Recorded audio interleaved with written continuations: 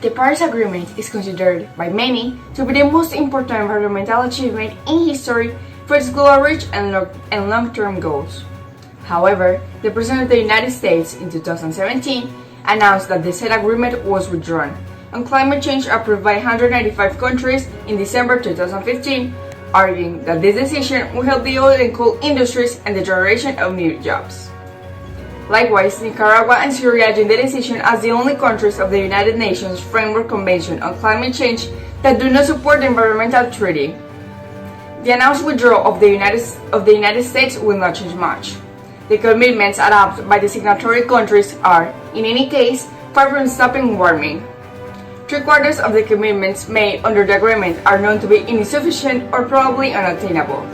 The four largest emitters, China, the US, the European Union or EU, and India account for 56% of global emissions.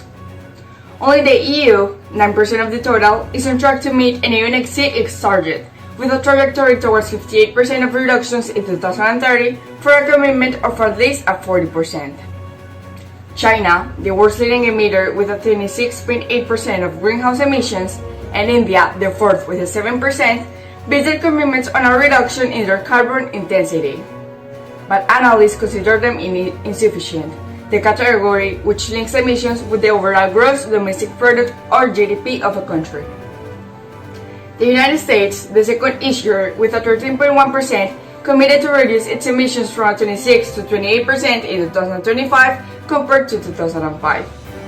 Despite the US decision, the UN, the European Union, and countries such as China, India, and Russia reiterated that they will maintain their commitment to the treaty. The US decision is classified as a great disappointment for global efforts that seek to reduce emissions of gases that generate the greenhouse effect and to promote global security. Therefore, the US affirms that it will work to ensure that it remains the world leader on environmental issues, but under a framework that is fair as a condition for returning to it.